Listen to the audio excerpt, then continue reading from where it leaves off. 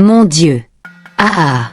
Le village de Lomira était différent de tous les autres. Des serpents habitaient partout. Ils se glissaient dans les concessions, dormaient sous les arbres, s'introduisaient dans les maisons. Personne ne les tuait jamais. Les villageois croyaient que ces serpents étaient des gardiens envoyés par les ancêtres. Ils étaient sacrés.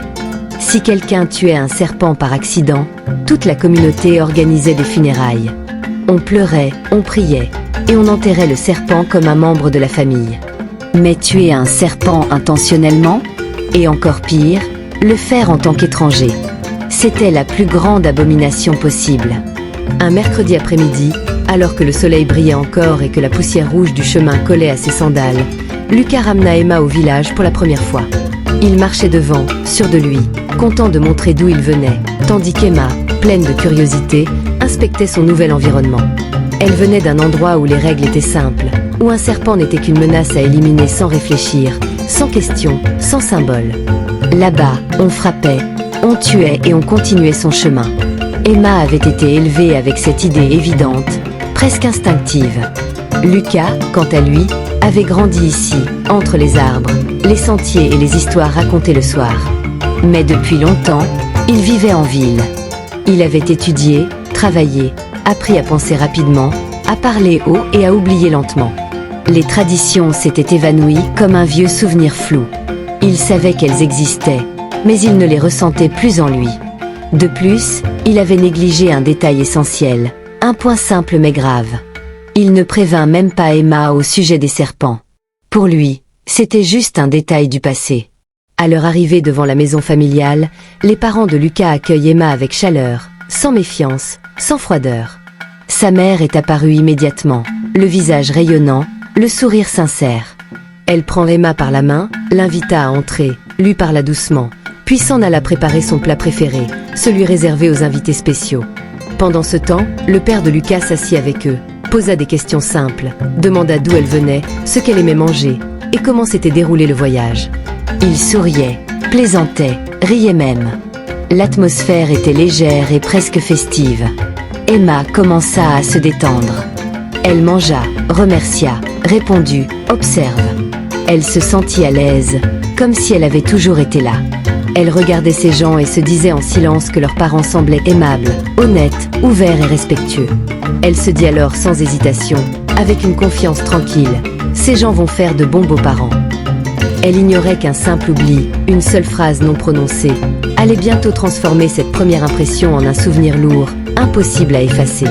Le lendemain matin, Emma se leva très tôt, bien avant que le village ne soit vraiment éveillé. L'air était encore frais, le ciel clair et le soleil commençaient à peine à se lever derrière les arbres. Emma voulait bien faire, montrer qu'elle n'était pas paresseuse, qu'elle savait aider, qu'elle respectait la maison qui l'accueillait.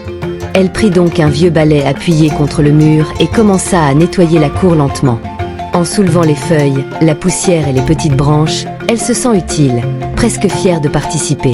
Alors qu'elle avançait vers le mur de la maison, son regard se pose soudain sur quelque chose qui bougeait légèrement.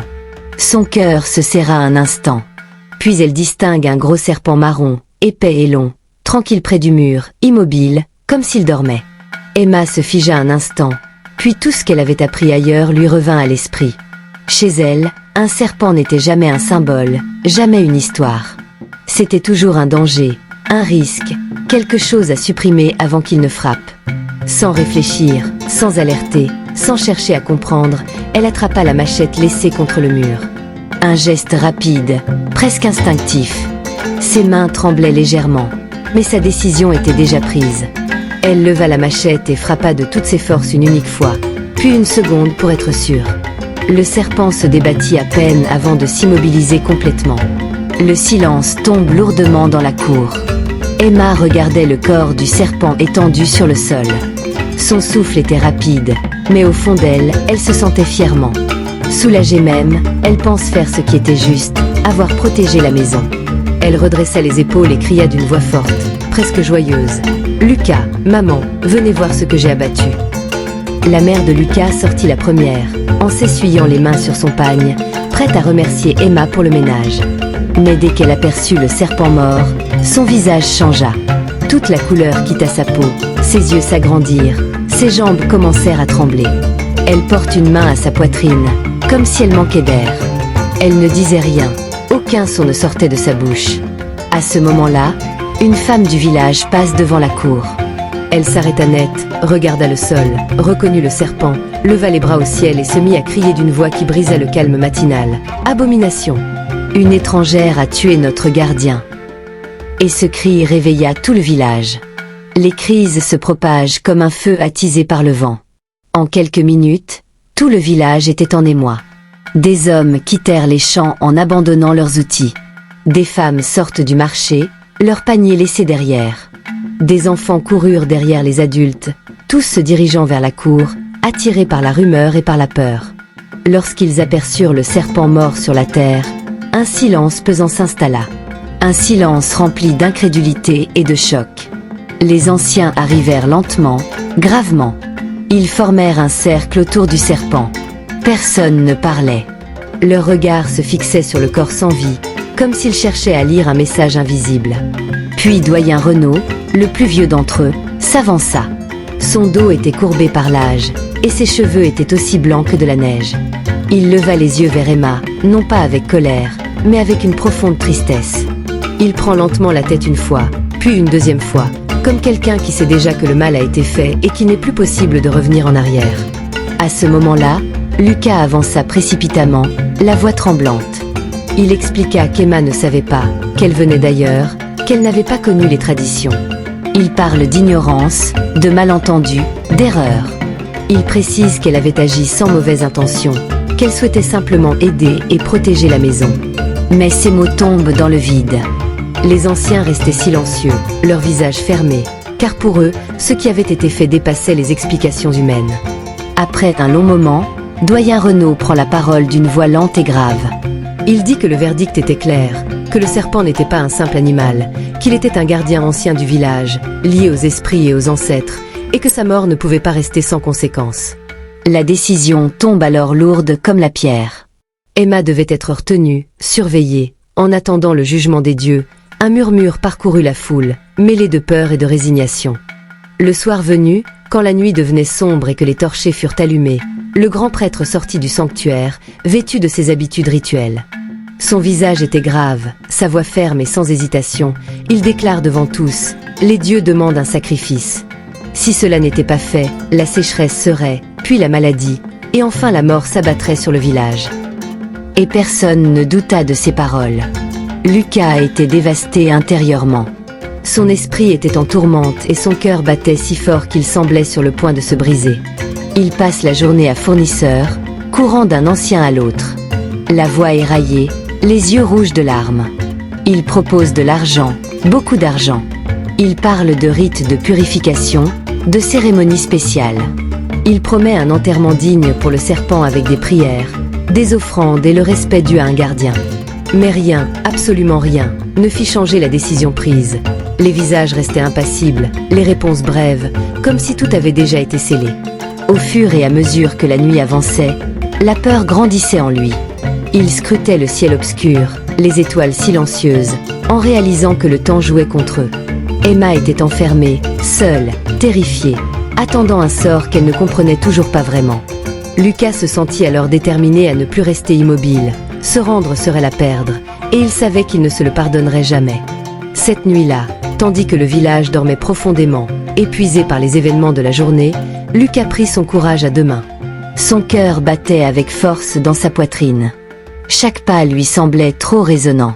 Il se glisse hors de la maison, longea les murs, évite les feux presque éteints et arrive devant la maison de détention. Les gardes dormaient à l'entrée, assis contre le mur, leurs lances posées à côté d'eux, la tête penchée, vaincu par le sommeil. Lucas entre sans faire de bruit.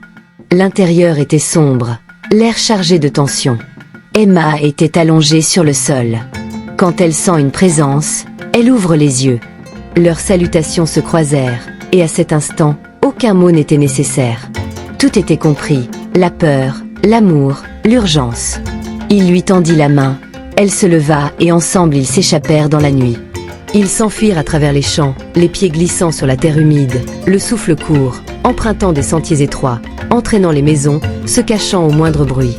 La nuit semblait interminable, mais ils poursuivaient leur cours, sans s'arrêter jusqu'à ce que le ciel commence à s'éclaircir.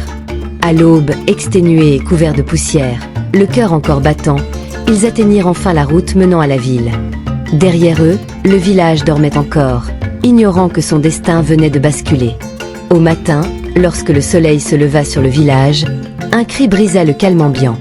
La maison de détention était vide. Emma avait disparu, et rapidement, la nouvelle se répandit. Les hommes sortent précipitamment de chez eux. Les femmes se rassemblèrent, et les anciens furent convoqués. La panique s'installe, car pour tous, cette fuite ne pouvait qu'exacerber la colère des dieux. Chacun redoutait le pire, la sécheresse annoncée, la maladie, la mort, tout ce qui avait été prédit. Les heures passèrent, puis la journée entière. Pourtant, rien ne se produit. Le ciel demeura clair, l'air doux. Aucun signe de malheur n'apparut. Au contraire, dans l'après-midi, de gros nuages sombres arrivent lentement. Le vent se leva et une pluie régulière commença à tomber sur les champs. Une pluie tant attendue qui pénètre la terre sèche et la forme respire à nouveau. Les jours suivants, les villageois observaient avec étonnement les récoltes croissaient plus vite que prévu. Les feuilles devenaient vertes, les tiges solides, les greniers se remplissaient. Les enfants, autrefois craintifs de tomber malades, couraient encore dans les cours, riaient et mangeaient à satiété. Aucun d'eux ne fut touché, la vie continuait et même s'améliorait sensiblement avant, ce qui troublait profondément les esprits. Face à cette situation incompréhensible, les anciens se réunissent à nouveau. Leur visage était grave, mais leur certitude commençait à vaciller. Ils décidèrent de consulter une fois de plus le grand prêtre, car quelque chose ne concordait pas avec les signes annoncés. Pendant 2 jours entiers, le prêtre resta à prier, méditer, parler aux dieux sans quitter son sanctuaire. Le village entier attendait en silence et dans l'inquiétude. Le 3e jour, il revient enfin parmi les villageois. Son visage avait changé, son regard était plus doux, sa voix moins dure. Devant tous, il prend la parole et déclarait lentement, avec gravité, « Les dieux ont scruté le cœur d'Emma. Elle a agi par ignorance, non par malice. Ils ont perçu son intention, et non seulement son geste. Et pour cela, ils ont choisi la miséricorde plutôt que la punition. » Un long silence s'installa, puis un soupir de relaxation parcourut le village. Chacun comprit alors que même les lois anciennes pouvaient être éclairées par la compassion et que le cœur d'une étrangère avait résonné plus fort que la peur. Quelques semaines plus tard, tandis que Lucas s'efforçait encore de reconstruire sa vie loin du village, il reçut un message venu de l'Omira, un message bref mais lourd de sens. On lui disait qu'il pouvait revenir, que les dieux avaient parlé, que le danger était écarté, que sa faute était effacée pour le village. L'histoire pouvait se référer ainsi, comme si rien ne s'était réellement passé, comme si tout pouvait reprendre son cours d'avant. Lucas a lu le message plusieurs fois, le cœur partagé. Il pense immédiatement à Emma, à ce qu'elle avait vécu, à la peur qui avait brillant dans ses yeux cette nuit-là, aux cris, aux chaînes, à la fuite dans l'obscurité. Quand il annonce la nouvelle à Emma, elle reste silencieuse longtemps, puis aborde doucement la tête. Elle refuse de revenir, non par haine, ni par colère, mais parce que la peur était trop ancrée, trop profonde. Elle savait qu'en pardonnant, elle resterait toujours l'étrangère qui avait tué le serpent. Elle ne voulait plus jamais vivre avec cette menace au-dessus de sa tête. Lucas comprit, bien que cela lui fût douloureux.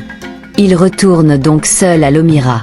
Une dernière fois pour accomplir les rites requis, il se présenta devant les anciens, participe aux cérémonies, offrit ce qu'il fallait offrir, exigea pardon selon les règles du village, sans discuter, sans se défendre. Puis lorsque tout fut terminé, il salua ses parents, remercia ceux qui l'avaient soutenu en silence et repartit définitivement sans promesse de retour. Il rejoignit Emma ailleurs, loin des regards, loin des jugements, dans un endroit où il pouvait respirer librement. Là-bas, ils se marièrent selon des traditions qu'ils comprenaient tous les deux, des rites simples choisis ensemble où chacun savait pourquoi il faisait chaque geste, et pour la première fois depuis longtemps, ils ressentent la paix. À l'Omira, les serpents restèrent sacrés. Personne ne remettrait cela en cause ouvertement. Les rituels continuèrent, les anciens gardèrent leur place, mais quelque chose changea discrètement. Profondément, les jeunes commencent à poser des questions, à demander des explications, à vouloir comprendre avant d'obéir. Les traditions existaient toujours, mais elles n'étaient plus acceptées sans réflexion. Elles l'étaient. Mais parfois, une simple erreur commise sans malice ouvre les yeux d'un village entier et laisse une trace que même le temps ne peut effacer. Si cette histoire vous a plu, Abonne-toi, partage et laisse en commentaire ton pays pour nous encourager.